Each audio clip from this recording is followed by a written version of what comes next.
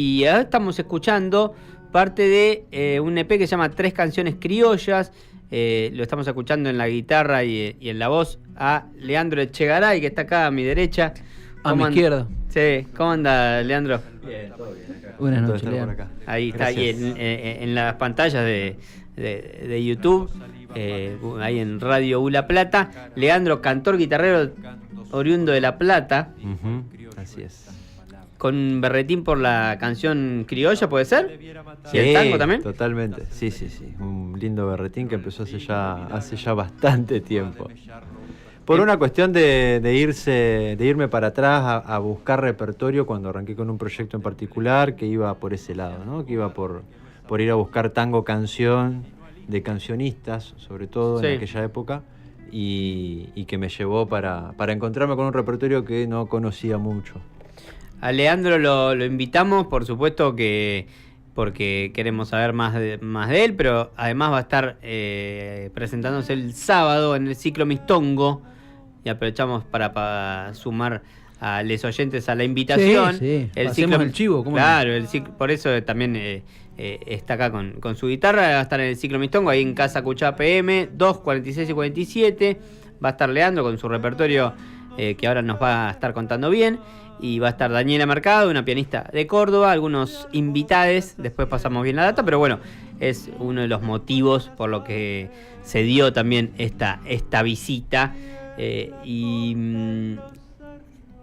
Primero el tango, entonces. Primero el tango, sí. Que llega igual después de un tiempo de andar viendo qué cosa hacer. Yo venía estudiando composición en la Facultad de Artes y adentro de la música académica y de lo que estudiaba ahí en la facultad empecé a hacer distintos proyectos con amigues en la facu de música popular. Y ahí entró el folclore. Y yo el tango lo escuchaba, pero la verdad que nunca lo había tocado y tampoco conocía demasiado repertorio. ¿Había alguna escucha ya legada en tu casa, tus viejos, del tango, o la llegada como oyente al tango es posterior ya en la facu? No, venía de mi abuela. Ahí va. La escucha venía de mi abuela. O sea, era una sonoridad que te resultaba familiar. Sí, la típica tallarinada de los domingos en casa de Ahí mi va. abuela con la radio puesta toda la mañana escuchando tango. De ahí viene la escucha. Y también a partir de eso, yo muy de chico empecé a escuchar música por motus propio, digamos. Tal cual. Y qué sé yo, escuchaba a Gardel y escuchaba a Piazzolla. También escuchaba a La Negra Sosa.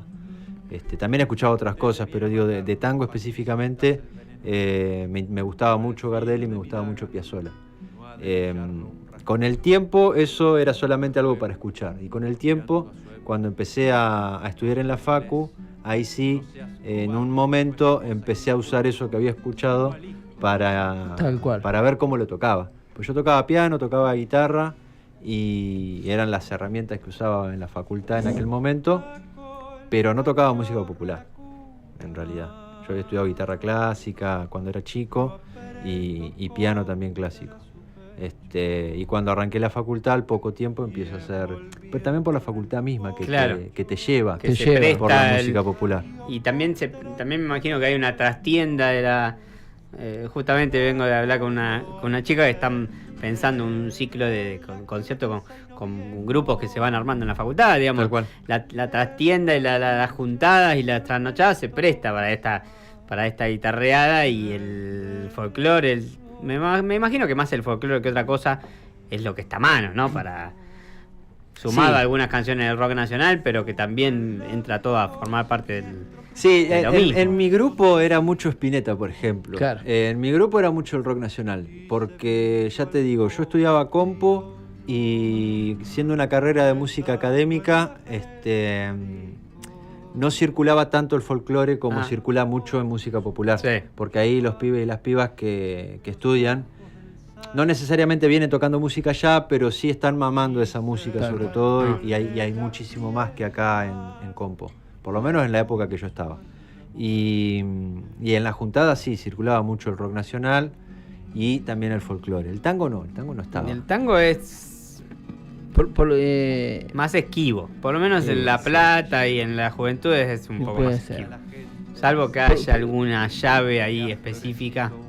¿Por qué será, no? Digo, una pregunta de, no sé, porque no es una música de nicho. De hecho, lo decía Leandro recién, en las tallarineadas era lo que se escuchaba, pero no lo sé. Y un poco, o sea, alguna respuesta se puede aventurar y tiene que ver con, me parece, la historia misma de nuestro país. La década del 60, el tango, por política cultural, empieza un poco a vincularse a la música de las generaciones. La música vieja. Igual, Sí, claro. sí. Comienza a ser la música de los viejos. Mucho prejuicio también, y mucho prejuicio para los chicos de los mismos padres, que muchas veces una generación por ahí nacida en los 50, en los 60, que también vivió una época chota del tango y se le formó un prejuicio feo, y por ahí también de renegar con la música que escuchaban sus viejos, y eso como que se fue transmitiendo, ¿viste? El tango en los 70, en los 80, la verdad que la imagen... Grandes valores del tango no hizo... Claro. No le hizo muy bien al género. Claro. No, totalmente, claro, totalmente. Entonces, bueno, después costó la reconstrucción. Ahora la verdad que yo veo jóvenes que empiezan a tocar y empiezan a armar grupitos. Pero bueno, ¿cuántos años pasaron después? 30 años, Claro. o sea, desde la década del 90 por lo menos que comienza otra movida en el tango. Pasaron 30 años, y algo que yo pienso un poco, y que no lo inventé yo, por supuesto, pero que también algo que ha ayudado un poco a eso ha sido que los músicos fuimos a buscar también otras referencias.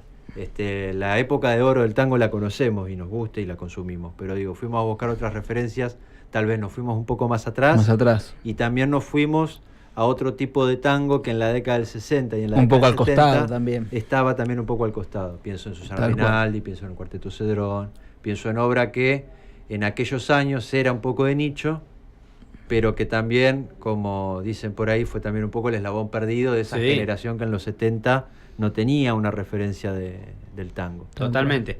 Y vos tocando, me imagino por ahí empezando más con el tango más tradicional, después tengo entendido que tuviste cierta relación con el Tata Cedrón, por lo menos de conocerlo y de tener algunas charlas. De cara rota, sí. Bueno, pero me parece que al Tata se le entra un poco así. Sí, total. El viejo es un copado en ese sentido, y creo que él siempre lo sigue haciendo. Gusta de que nos acerquemos a él y le digamos, che, Tata, te amamos. Tengo esto, a ver qué te parece.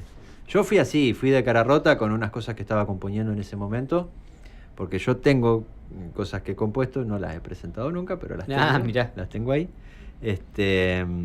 Yo había hecho unos tangos sobre textos de Carlos de la Puga, un poeta lunfardo que publicó un solo libro, que es La Crencha Engrasada. Sí.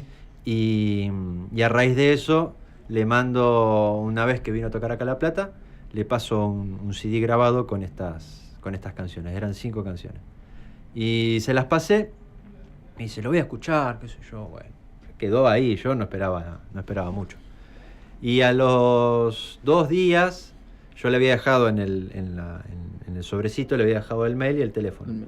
Y a los 2 días me manda un mail y me dice, che, pibe, escuché esto mientras estábamos volviendo para Buenos Aires esa noche, porque teníamos cosas de CD ahí en el auto. Me dice, está bueno lo que estás haciendo, si querés un día de esto charlamos. Obvio, le digo, sí, ¿cuándo? Me pasa el teléfono y un día lo llamé y me dijo, bueno, mirá, venite a casa un día, y charlamos a ver en qué andás, qué es lo que querés hacer y qué sé yo. Y ahí empecé. Esto fue 2017 más o menos. Creo que fue la vez que vino con La Lija a La Plata, me parece. Esa vez que tocó en el Galpón. En el Galpón. Sí. Creo que fue esa vez que presentó la cantata de la Grieta. En el Galpón de la Grieta, sí. Y bueno, así, empecé a ir a la casa cada tanto. En esa época un montón, casi una vez al mes iba a la casa. Nada, me juntaba, iba un día a la mañana, mate de por medio. Sí, chupa mate el Tata. Sí, los 2 con guitarras y yo escuchando. Tal cual. Escuchándolo al viejo hablar y mostrándome, viste, explicándome algunas cosas, contándome. A mí me interesaba mucho en aquel entonces, algo que ahora un poco ya, no sé si lo entiendo, pero sí lo descifro, que es el toque de guitarra de los guitarristas de los cantores nacionales, los guitarristas del 30 sobre todo. Claro. Que yo los escuchaba muy diferenciados a las guitarras de púa sobre todo, digamos, las guitarras que van a aparecer más en la década del 40. Sí, sí. Y el Tata entonces ahí me empezó a mostrar, me empezó a explicar, coincidía también que el Tata tuvo esa formación en la década del 40, cuando era muy pibe, tuvo esa formación de haber Carlevaro, un método de guitarra argentino que en aquel momento, principios, mediados del siglo XX, fue muy novedoso, que es tocar con dedos, que es lo que a mí siempre me interesaba. Claro. Y que viene también del payador, ¿viste? Que viene de esa época. Claro, eso te iba a preguntar, si este cruce con el Tata Cedrón, ¿cómo te influyó en relación a esto de la búsqueda de la canción más criolla, digamos? Uh-huh. ¿Encontrás de algún modo el punto germinal ahí? ¿O vos ya traías quizás un cierto metejón Bertín que se empezaba a despertar con la canción criolla, con esto de, bueno, el tango, pero ir un poquitito más atrás, un poquitito más para el costado? Y fue un proceso que en aquel momento se dio a la par. Yo estaba en ese momento del 2016-2017 armando un proyecto que era el Cuarteto Mistongo, que después pasó a ser el Trío Mistongo, Sí. con Manu Gómez, Nico Falibene y yo en las guitarras, yo a veces cantando, y Flor Altieri, una amiga, que también estaba cantando. Ah, mira. Ese proyecto duró poquito tiempo porque después Flor se fue a vivir a otro lado y quedó ahí en Veremos, y después armamos el trío. En aquel momento, era lo que les contaba hace un rato, empezamos a buscar repertorio. Flor tenía tiene una voz muy lírica, entonces nos fuimos a buscar repertorio de tango de Ada Falcón, de Azucena Maizani, de Mercedes Simón, nos fuimos por ese lado. Y ahí yo empecé a escuchar una música que todavía no conocía, que la poca música de esa época que conocía la conocía por Gardel. Claro.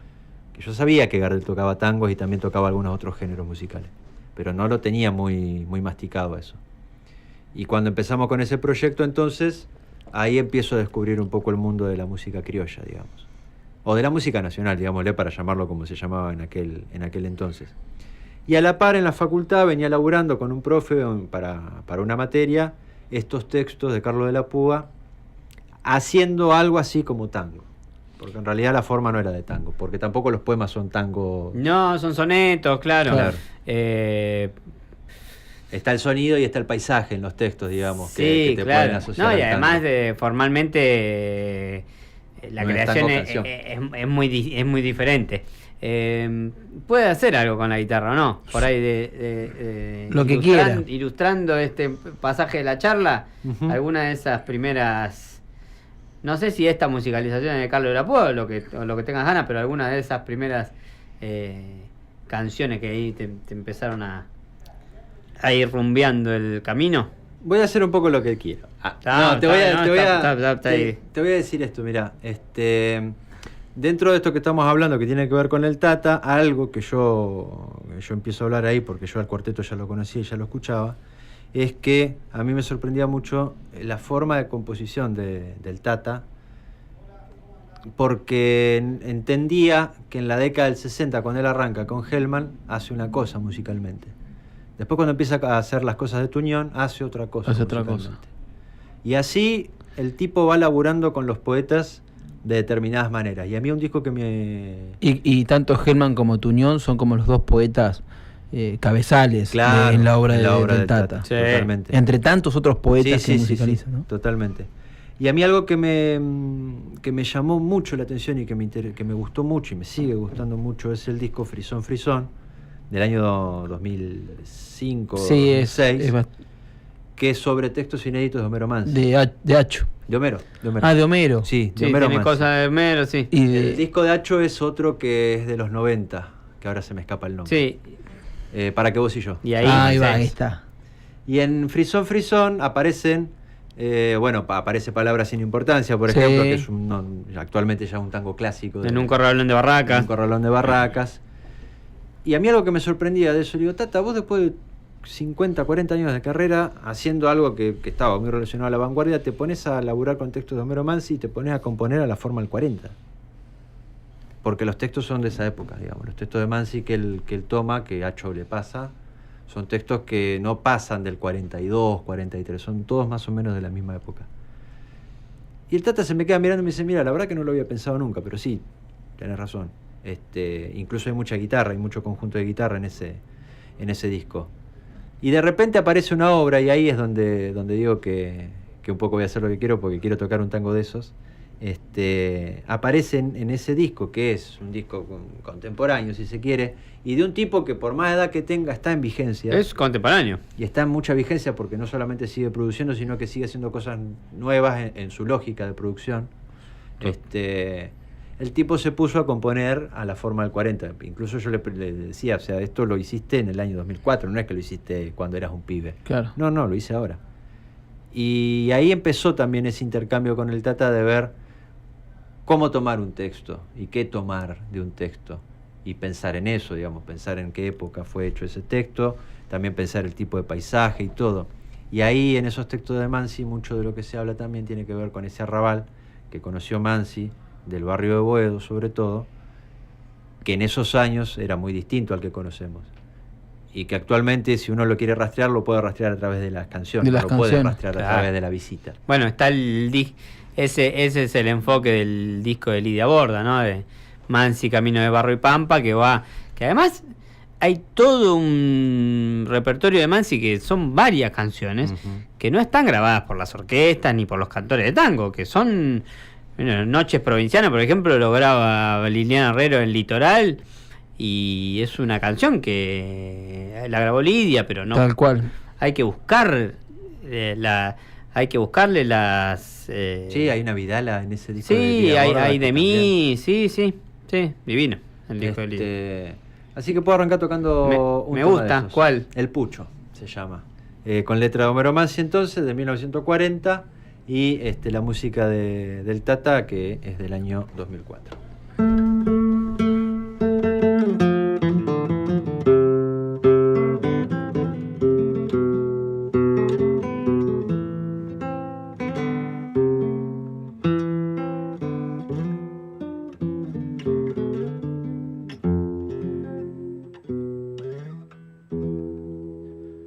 Bailetín de guitarras en el barrio sencillo, corralón de San Telmo con portón de madera, una sombra que juzga y otra sombra que espera.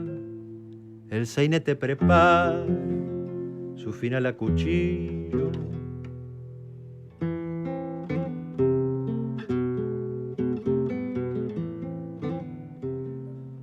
Con el pucho en los labios mira el nido vacío.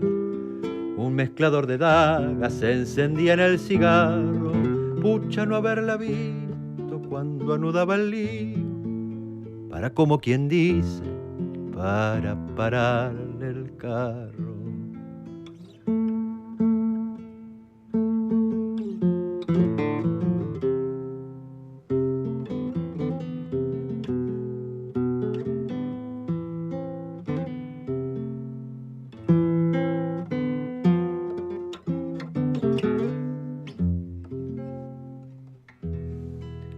En la bomba de Canning abrevan los frisones, mientras liquida el pucho el mozo los espera a comprar cal, recuerdos, floran las intenciones, y un cuajarón de sangre queda sobre la acera.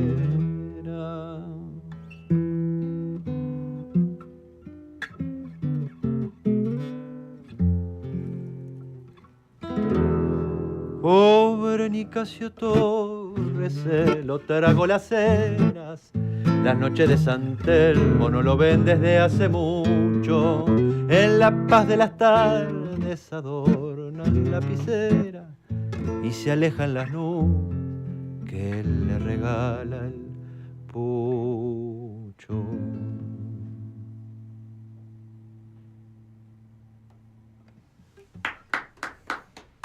Muy lindo, muy lindo. El Leandro Echegaray, acá en el aire de Universidad 107.5, con su guitarra, haciendo un recorrido por por su formación. Lo que Nachito. escuchamos es Pucho. El Pucho, Ujú. de letra Homero Mansi, Y música del música Tata Cero.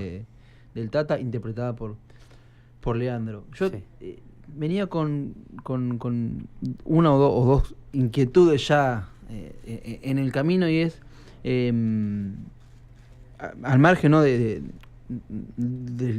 esto a partir lo del Tati y demás, que podemos ubicarlos música criolla, música tanguera, pero al margen de la búsqueda musical hay quizás algo, llamémosle, hay un interés antropológico, histórico por, bueno, esta música en determinado contexto, hay esa búsqueda en vos también, ¿o no? Por lo que venimos conversando y por cómo te escucho. Es decir, digo, no va solamente a ver esta canción que tiene letra de Mansi y arreglos o música de Hacho, sino, digo, bueno, ¿en qué contexto se da? Hay como una apertura a entender un poco el contexto y, si se quiere, la historia de ese género o de esta música, llamémosle criolla, o como bien decías vos, ¿no? El repertorio nacional, que es como, Sí. como se tendría que decir. Sí, hay una búsqueda por entender algunas cuestiones que tienen que ver con... El tango es un género enorme, al cual yo, para entrarle en su momento, medio que no sabía por dónde. Claro. Digamos, lo primero que uno va a encontrar obviamente son los 100 tangos más manchados que uno puede encontrar. Sí, claro, por supuesto. Que están buenísimos y Que son están hermosos, en los libros, digo. que están en los cancioneros y las letras. Y después tenés, digamos, el canon de los intérpretes, el canon de las orquestas y todo ese mundo. Después, una vez que uno empieza a ir por ese lado, la cosa se va complejizando. Y a mí lo que me ayuda mucho, siempre lo que me ayudó mucho, es entender la época, es poder situarlo en un tiempo histórico y de esa manera poder leer el contexto. Digo, entonces, voy a encontrar que en la época de mediados de los 40 hasta mediados de los 50 voy a tener una enorme producción, no solamente de obras, sino también de orquestas, de intérpretes y demás. Si me quiero ir más atrás, también voy a encontrarme con eso y de repente también voy a empezar a leer otras cosas. Y también esto que hablábamos, ¿no? De la música nacional, primero que tiene que ver con una necesidad de la industria discográfica de aquel entonces. Llamarle música nacional era una fórmula, por un lado, que te simplificaba cualquier experimentación formal y que se estaba haciendo en los tiempos donde el tango canción todavía se estaba armando y no se sabía bien cómo era, pero se estaba armando, y toda una música pseudo folclórica que todavía tampoco estaba muy bien delimitada, algunas zambas, chacareras, cuecas, y esto que era un género en aquel entonces, que era la canción criolla,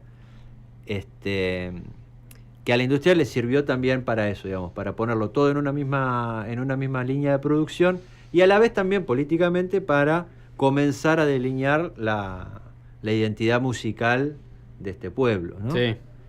Y ahí los cantores nacionales van a ser los que van a llevar adelante esa obra. Y después ahí uno empieza a ver que digo, bueno, ¿y de dónde viene todo esto? La canción criolla, ¿por qué se llama canción criolla? ¿Qué es lo criollo, digamos, para esta época de producción? Y bueno, ahí empieza a aparecer lo bonaerense. Ahí empieza a aparecer la música que tiene que ver con la llanura pampeana, con la llanura bonaerense. ¿Por qué? Y bueno, porque los cantores y los guitarristas de aquel entonces vienen un poco de esto que decía hace un rato, de la línea que tiene que ver del payador. El payador que deja de moverse, se instala en un lugar y a la vez deja de improvisar y empieza a escribir. Claro. Gabino Ezeiza, Bettinotti, digamos, eso que pasa a principios del siglo pasado. Y luego, a partir de eso, va a empezar a aparecer el oficio del guitarrero, el oficio del guitarrista, el oficio del cantor, y ahí se van a empezar a aparecer estas obras, como las de Eduardo Bonesi, que son las que yo grabé Claro, en el EP. ahí te iba a preguntar. Ahí es que llegamos al EP. Sí. 3 canciones criollas, se llama. Criollas del 2022, que las 3 canciones son del mismo autor. De Eduardo Bonesi. Contanos que un poco. Lo charlábamos fuera de aire, y un poco la incógnita era, bueno, ¿quién era o quién fue? ¿No? Sí, más que alguna referencia que uno tiene aislada, no hay gran conocimiento, por lo menos de nuestra parte, creo que, como decís vos, viste, uno sabe bastante de tango, viste, hay como universos mayores que uno tiene más conocimiento, que están más a la mano, pero después lo finito cuesta. Lo finito cuesta porque es enorme el género, porque Claro. es enorme la historia, y ahí es donde uno también va seleccionando y va eligiendo, digamos. A Bonesi lo elijo en ese entonces por una cosa que me empieza a resonar mucho, que es cuando estoy viendo un poco cómo se formaron aquellos cantores. El nombre de Eduardo Bonesi aparece a cada rato. Claro. Digo, ¿quién corno es ¿Quién Bonesi? es Bonesi? Resulta que Bonesi era un músico de formación un poco clásica, pero ni tanto tampoco, y él lo que hacía, digamos, su carrera profesional la dedicó a la formación vocal de un montón de cantores y cantoras. Yo ahora no quiero chamullar al aire, pero digamos que empezando por Gardel, pasando por algunas de las cancionistas también de aquella época, pasando por Corsini, pasando por Azucena Maizani y rozando también a Magaldi o a Mercedes Simone también, lo vamos a encontrar a Bonesi metido en ese lugar. Ya. No va a ser un profesor estable, digamos, de toda esta gente, pero sí Bonesi va a estar laburando con ellos, y estos tipos se van a formar, perfeccionar, pulir distintas técnicas vocales con Bonesi. Bonesi conocía una técnica de canto que venía de la lírica, y después lo que tiene que ver con la composición de Bonesi, musicalmente, tampoco es una producción muy grande la que él tiene, por lo menos la que ha quedado registrada. La que ha quedado la que se tiene acceso. Claro. Y Corsini fue uno de los tipos que le grabó a Bonesi gran parte de la poca obra de esta que estoy hablando. Y es una obra que es muy campera, en donde Claro. Bonesi, que no toma, no escribe letras, sino que compone las músicas, se va a juntar con distintos autores, muchos que vienen del interior, de la provincia de Buenos Aires, que no son tampoco porteños, y que vienen con estas temáticas un poco camperas. Aparece, bueno, en este EP una obra que es El Rosal de los Cerros, por ejemplo, que es una obra que es, digamos, una canción escrita a raíz de una leyenda gaucha, una leyenda que andaba dando vueltas por los campos de la provincia de Buenos Aires en aquel entonces. Y un poco ese universo me empieza a resonar en aquel momento, cuando el camino de la música nacional, de la que vengo hablando acá, la derivo a mi propia experiencia. Pero digo a mi propia experiencia no profesional o artística, sino como habitante de este territorio. Digamos, para decirlo claramente, un día yo me desayuno que soy platense y que la ciudad de La Plata está dentro de la llanura pampeana.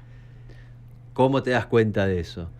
Y bueno, tenés que sacar un poco el cemento que tenés al lado, que tenés en la ciudad, y situarte en tiempo y espacio. Y a mí, otra cosa que siempre me resonó mucho en mi vida, cuando era muy pibe, mi viejo, que es del Pellegrini, un pueblo que está al oeste de la provincia de Buenos Aires, a 600 kilómetros de acá, esa experiencia me llevó a tener que ir a Pellegrini muchas veces a lo largo de mi vida, y yo de chico tenía que atravesar 600 kilómetros de llanura. ¿Qué? Y pensando que la llanura era la nada misma, que me encontraba con Cañuelas, con Lobos, con Roque Pérez, Bolívar, Saladillo, Las exactamente. Flores. Y voy llegando de a poquito hasta que llegaba a Pehuajó, me acuerdo, y digo, bueno, ahora ya falta poco. Y llegaba a Pellegrini. Después, cuando empiezo a ser más grande también, en Pellegrini, que era un pueblo de 5.000 habitantes, bueno, lo sigue siendo, me doy cuenta que esa cosa, esa idea que yo tenía, que no era mía, sino que es de todos un poco, porque está construida también por la historia oficial, esa idea del desierto, esa idea de la nada, ¿no? De la nada, no es tan la nada. Digamos, la llanura es un paisaje. Lo que pasa es que nosotros tenemos construida la idea de que el paisaje es una montaña, es un río, es un bosque, son otras cosas, digamos, que el horizonte no es un paisaje. Y resulta que sí es un paisaje, el horizonte. Y vaya qué paisaje que genera todo un ambiente cultural importantísimo a lo largo de toda esta historia que es la que tiene la música popular argentina, por lo menos. En los últimos años hay una revalorización muy importante, me parece. Sí, de hecho, de la escenografía y de Leandro recién de la música, lo ¿no? comentaba, ¿no? Corsini, donde lo tenemos a Dacal, que viene hace rato Sí, claro. metiendo el dedo ahí, investigándolo. Hablábamos de Queque López, que hizo ahora hace poquito canciones propias, pero basadas o teniendo como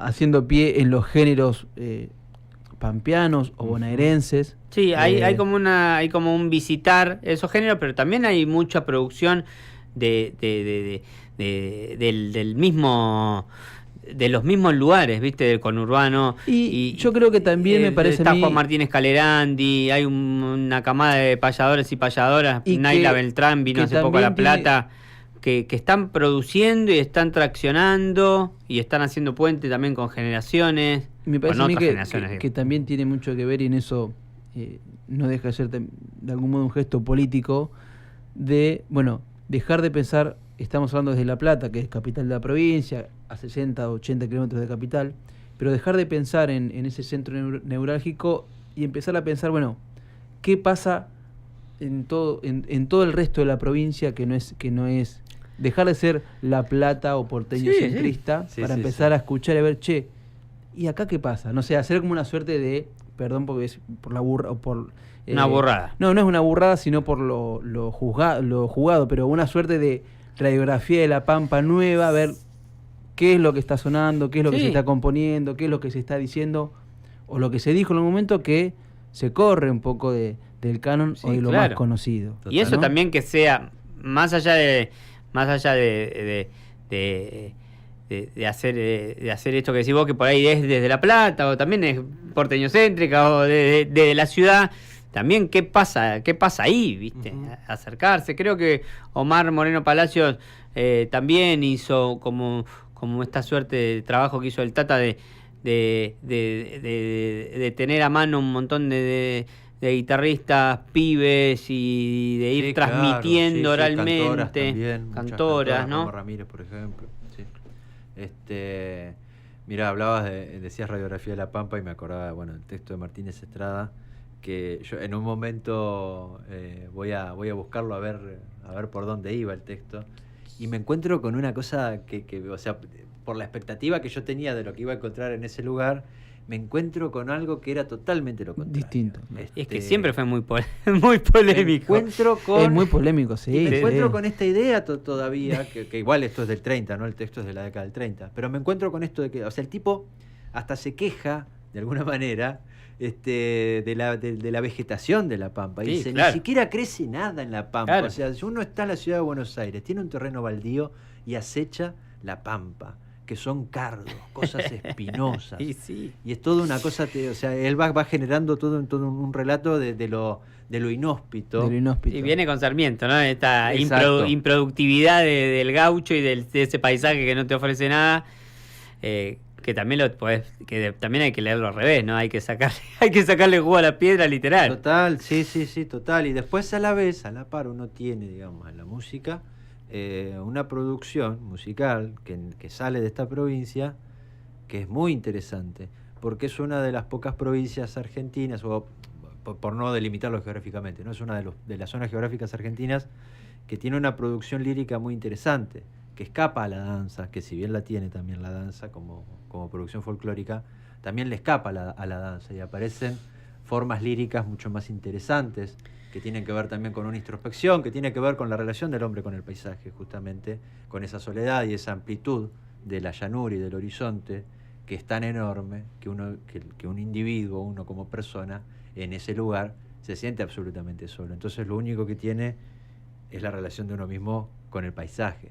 Y ahí aparece la introspección y va a aparecer formas como el triste, formas como el estilo, que está bien, podrán ser un bajón, digamos, podrán ser cosas tristes, podrán ser cosas que no pinta para la peña. Estoy totalmente de acuerdo con eso. Pero no por eso hay que renegar de eso. Yo siento que los santiagueños siempre nos han ganado de mano en ese sentido. Y no por hablar mal de los santiagueños, sino justamente... justamente... una polémica ahí... Pero justamente una porque polémica que es para otro día. Los santiagueños han sabido representar culturalmente su provincia por fuera de ella. Y nos ganaron en todos los terrenos, digamos, la peña, si en la peña no hay chacarera, no es una peña, y me parece que está fantástico, porque justamente el sentido del encuentro en una peña también tiene que ver con eso. Pero tomo esa idea para decir, pucha, nosotros podríamos pensar en ese sentido. Y es un laburo que hay que hacer, es un laburo que, como decías vos también, y creo que se está haciendo, pero que es a paso de hormiga. A esta altura ya es a paso de hormiga, porque es muy complejo. Hace muchos años que la música de la provincia de Buenos Aires no está al costado, está al costado y abajo. La charla da Nachito para seguirla otro día, sí, creo. Yo justo le iba a pedir que se toque una chacarera. Sí, una chacarera, sí. Si de pedir se trata algo del EP, que cualquiera de las 3 canciones del EP, o lo que vos quieras, pero si estamos para pedir algo por ahí. Yo por supuesto que parte del EP o esto que viene charlando Leandro es lo que vas a tocar el sábado ahí en el Ciclo Mistongo. Déjame pasar la data, esto es 21:30 en 2, 46 y 47. Sábado 10. Sábado 10, este sábado que viene va a estar Leandro, y el repertorio lo venís comentando, digamos. Sí, ¿Alguna perlita, algo que puedas adelantar? Bueno, alguna cosa de estos tiempos, como que no lo voy a hacer ahora, voy a aclarar antes. Pero hemos estado hablando con Naila, por ejemplo. Naila se estuvo presentando acá en La Plata, también en el marco del Ciclo Mistongo hace poquito Naila, tiempo. Sí. Y ella presentó ahí un estilo que se llama La Patria de las Pasturas. Bueno, ahí hay una producción interesante, ¿ves? Ahí hay una producción contemporánea en relación a la llanura bonaerense, que es muy interesante. Primero porque pone en discusión muchas de estas cosas de las que estamos hablando, y lo hace en clave de música bonaerense. Toma el estilo, que es esto que decíamos, ¿no? Un género difícil no solamente para componerlo, sino también para interpretarlo y para que lo escuchen. Y ahí me parece que hay que ir por esos lugares, ¿no? Y el EP que acá Nachito quería, ¿qué son esas 3 canciones? Hablando de estilo específicamente, ¿qué son? Hablando de canciones géneros. criollas, lisa y llanamente, no tienen otra denominación, son 3 canciones criollas. Así una de como... esas, ¿no, Nachito? Sí, la que retomemos el pedido. No, me quedé un poco tildado en esto, ¿no? De los estilos, no el estilo, sino llamémosle de los géneros. Sí. El triste, el estilo, la cifra, la huella, la cifra, la vidala. Géneros que quizás no son muy conocidos, pero que tiene que existir una onda producción alrededor de eso, ¿no? Sí, es enorme. Para hablar solamente de los grandes hay que ir a Atahualpa Yupanqui, a Sumapaz, a Omar Moreno Palacios, y ya con nombrar a ellos 3 te vas a encontrar con una enorme producción. Particularmente, incluso en Atahualpa, la recopilación de eso, que también es muy interesante. Ni que hablar si te vas un poco más para la provincia de La Pampa y te encontrás con la obra de Juan Carlos Bustriazo Ortiz, por ejemplo, y todos quienes hayan musicalizado la obra de Bustriazo, en donde el vuelo poético y lírico del estilo, sobre todo, porque él le puso mucho énfasis a esa forma, en la década del 60, 70, 80 y 90, en toda la carrera de Bustriazo, va a haber un vuelo poético y una obra muy interesante que todavía estamos descubriendo. Porque también ahí, cuando uno se va más lejos de la provincia de Buenos Aires y llega a La Pampa, se encuentra con un cancionero todavía mucho más difícil de acceder. Y que todavía le falta camino por difusión y todo. Yo creo que los pampeanos, igual en ese sentido, han hecho un laburo impresionante y vienen haciendo un trabajo impresionante para, por lo menos puertas adentro, en su provincia, tenerlo presente, difundirlo, y hasta enseñarlo y ponerlo en discusión con las nuevas generaciones.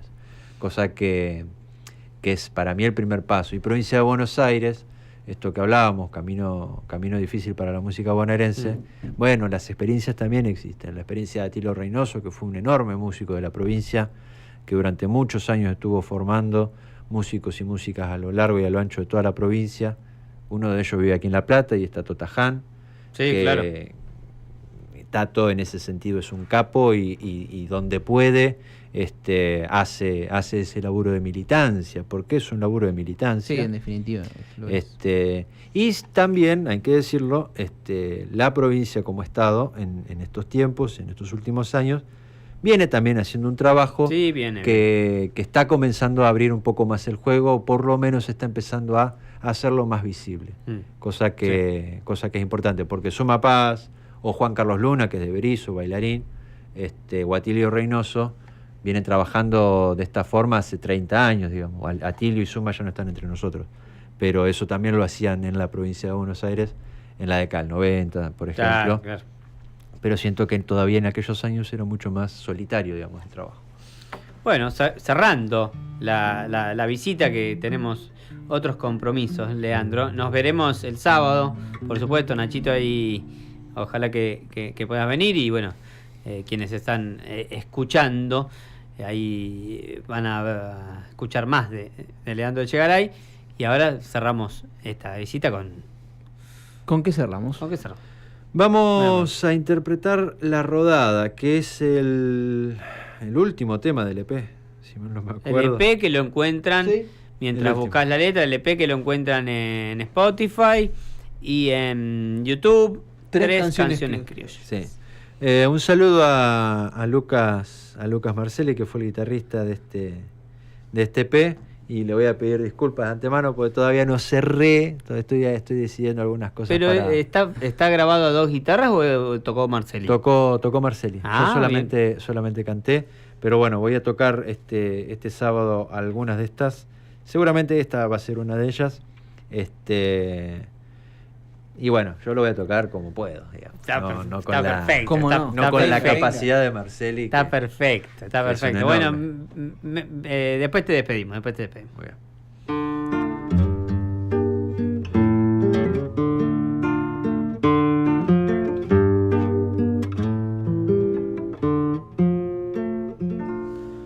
Declinó la tarde y en el campo raso que el Chajá vigila, con ese celo que es una consigna, hizo piel la noche que en tu inmenso duelo traiba parecía no sé qué misterio, que en temblar me daba y hasta tuve miedo de que fuese no el puñal del maula que en las sombras hiere, ni el rugir del puma, ni el grito salvaje del malón que vuelve,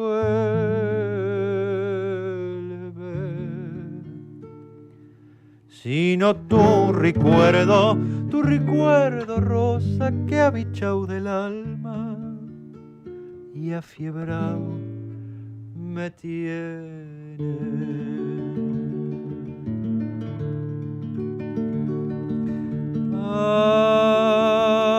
Ay, si yo pudiera sanar de las piernas y montar el zaino pa' seguir tu huella, te juro en la senda que mi mal estrella no iba a andar tan suelto con la cincha floja en terreno liso, sobaqueando yegua.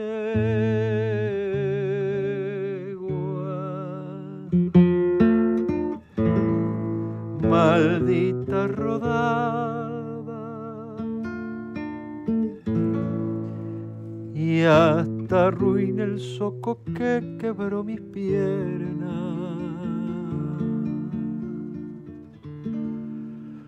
Fuera, fuera los recuerdos, fuera sombras maulas, fuera noche eterna. Ciérrenme la puerta con trampa y cerrojo y átenme los ojos que no quiero ver.